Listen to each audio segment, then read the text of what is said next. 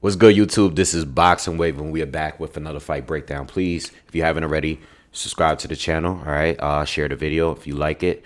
Definitely hit the thumbs up for me. And I should be here this Saturday to cover this fight live. All right, so make sure you subscribe to the channel. You'll get a notification as soon as I'm ready to go live before the fight starts. All right. Ryan Garcia is going to be making his return, all right, after suffering his first loss against Duarte Tank Davis. He's going to be facing off against Oscar Duarte, all right. This fight is going to be at 140, okay, and it's actually a pretty good fight. I don't actually think, I think it's a solid fight for a comeback after, taking your first loss, especially by stoppage. It's not an easy fight. When I look at Ryan's resume and his record and looked at who he's fought leading up to it, I like Duarte compared to most fighters he's fought. You know, outside of Luke Campbell, you can say, Luke Campbell and obviously Tank, you can say that Oscar Duarte might be one of the better opponents that he's faced in his career, at least the top 5 guy. So it's not a bad fight. He is fighting a puncher. He is fighting a guy that can be pretty explosive. And I think overall, it's not a bad comeback fight. All right. So let's just start out with some of the statistics. Ryan Garcia is 25 years old. He's got 23 wins, 19 knockouts, and 1 defeat to Tank Davis in his last previous fight. All right. And then you got Oscar Duarte, who's 27 years old. He has 26 wins, I believe. 21 knockouts. He has 1 loss and 1 draw. Okay. When you look at the numbers on Boxingwave, sometimes it's out of date. Even with some other sites, the heights are kind of off. They're still showing Ryan Garcia as being the shorter fighter. Obviously he's grown, and sometimes it takes a little while to update. I don't know who's actually has a longer reach between the two, but I know it's pretty close between the two. But Ryan is definitely an inch or 2 taller than Oscar Duarte. All right. Both fighters have been pretty active. Ryan Garcia fought a couple times in 2022, and this would be his second fight in 2023. And then you had Oscar Duarte, who's fought 3 times in 2022, and this is his 3rd fight for this year. So he's been really, really active. All right. And overall, it's not going to be a long video. Overall, his style is very, very, very explosive, very fast. Feet. He's like a guy that don't have the long arms. Doesn't really work on trying to control distance or anything like that. He's a guy that kind of dashes right at you and likes to throw a combination. He likes to bomb on you, has good punching power, has good speed, and I love the body work that he likes to do. I think that's the one standout thing about Duarte going into this fight that I've seen, is that he's great at attacking the body. You know what I mean? But most of the fighters, even the fighters that move, I think sometimes, at least in this fight, he may have an issue with Ryan's lead hand, his jab, and trying to get in without lunging in and being reckless and catching a shot on the way in. That's going to be the key danger for Duarte. But overall, still Mexican fighter. No high-level, world-level fighters up to this point, And I did see the highlight video of his loss. Based on the highlight video, because I didn't watch the entire fight, but based on the highlight video that I watched, and the fight was about 4 years ago, so it's still kind of relevant. It looked like he clearly won the fight.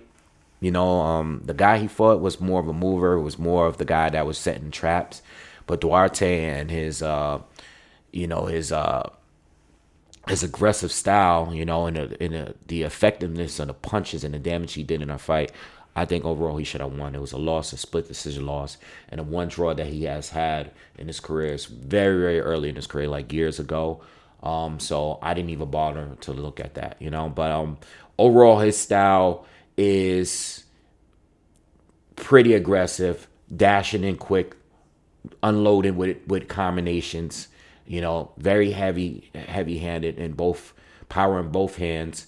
And you would have to look at the Romero Duno fight. If you want to look at some film study, if you want to look at Ryan Garcia, this is a fight that I actually did a breakdown on years ago. Romero Duno at that time was Ryan Garcia's first test. because he was a dangerous partner. I think he was undefeated at the time. I know he's taken losses since. I remember seeing Frank Martin beat him. But Romero Duno at the time was, I believe, he's a Thai fighter, Filipino fighter. I'm not sure. But I remember him being dangerous because he was so quick, explosive. And, he was trying to dash in on Ryan. But Ryan in that fight did a good job using his legs, using that lead hand to control distance and counter while Duno dashed at him. So if you want to look at a fight and look at how Ryan approach will most likely be for this fight, take a look at that fight. All right, so let's talk about Ryan Garcia. So I think one key thing, and this is a big thing, he switched trainers again. All right. He was with Joe Goosen, had just got with Joe Goosen previous to the Tank Davis fight, right? Kind of had a bad breakup there. There was a lot of stuff going on about, rumors like Joe, they might have told rumors about what was going on in Cam leading into the Tank fight. And then I know Joe wasn't there after the loss, and it was all this stuff that was going on. But he's not with Joe no more. He's with Derrick James now. And, I don't know exactly what they're going to be working on leading up to this fight, because Derrick James, when you look at his stable and look at who he's had recently, there's a variety of fighters there. You got AJ, you got Frank Martin, you got Jamel Charlo, and of course you have Errol Spence, right? And I don't think these particular fighters fight the same, but what I will say is that with AJ, I thought he coaches each fighter differently, in my opinion. I know when he was having a lot of success, I know Frank, Jamel, and Errol were scoring a lot of knockouts in their wins. Lately, it's been hard. AJ just went back to Ben Davison. Not sure if he's gonna ever work with Derrick again, but at least for the fight against Otto Wallin, he's gonna be working with Ben Davison. Errol just took a terrible beatdown from Terrence Crawford. Jamel just lost to Canelo, and he had a layoff going into that fight. And then Frank Martin's coming off of a win, but a not so good performance. But what I will say is that I think the coaching of Derrick James is it really depends on each fighter. I think people try to group him into and put him in a box and say that all his fighters fight this way. And I think no. I think at that time, all his fighters was just very successful, pretty aggressive, but I think they are different fighters, and I think with Ryan is going to be the same. I did say a while back that I did see improvements in Ryan's game when he fought the couple of fights he had against Javier Fortuna. I think I did see some improvements in Ryan Garcia, but I think for this fight, and this is what I really mainly wanted because I already know who I think is going to win. I think for this fight, I think when I saw Ryan and Luke Campbell fight each other, I thought he looked a lot more limited there, especially fighting against a southpaw. I think he's improved, over the years. I think he still has his same flaws, like feet placement and stuff. Definitely fighting southpaw feet. I think sometimes he still is a little bit upright. His chin is a little bit exposed at times. I think sometimes he's too flat-footed when he's coming forward. I think when he's fighting a guy where he's trying to control distance and he's fighting on his back foot, I think he's a lot quicker on his feet. But I think when he's coming forward, I think he can be I think he's trying to I think he's a little bit too over aggressive. I think he starts lunging in. It's like he's a different fighter. Like he's extremely anxious, you know what I mean? and it kind of leads to him getting countered because of the lunging. He loves to land the big left hook, you know what I mean? And I think that's one of the flaws he has. But I think when he's fighting a fighter like this guy that's charging towards him, I think he fights a lot smarter. So I think it really depends on the opponent. And I actually think Duarte, who is dangerous, I also think that Duarte is kind of tailor-made for his style, because Ryan won't have to go at him. Ryan can be more patient and wait for Duarte to charge towards him. Duarte is a shorter fighter, you know what I mean? And he's the guy that like to get up on. He's more of a close range guy. Doesn't really work much behind a jab or anything like that. He's just more like he moves. He has good feet. He uses lateral movement. He looks for opportunities to dash in, but that's his goal, to get in on you, get close to you. And Ryan, he's going to be moving a lot. So I'm expecting a lot of movement for Ryan. I think overall, working with Derrick James, just get a little bit better at controlling distance. See, with this fight here, Ryan, I think regardless of who he's coached by, he can win this type of fight because I know how he fights when he's fighting this kind of fighter. It's just more so the boxers is where I'm going to like the Luke Campbells, the Tank. I know Tank is a monster puncher, but Tank is actually a good technical fighter when he's fighting that way. You know what I mean? He's more like the same. When he's coming forward and he has little respect for the opponent and their power, he seems to take more hits to give some. Whereas when he's being a lot more cautious, like he was against Ryan Garcia, he plays it safe. He was like that with Rolly Romero as well. And I think Ryan's kind of same way. So this is a fight where I think Ryan's going to be intelligent. I think he's going to work on his timing. And I think you're gonna see more punch placement for him. He has the left hook, but now you're gonna see the pull counter right hand from him. You're gonna see some uppercuts as this guy is coming in low. You're gonna see with a high guard. You're gonna see more hooks from both hands, backhand hooks.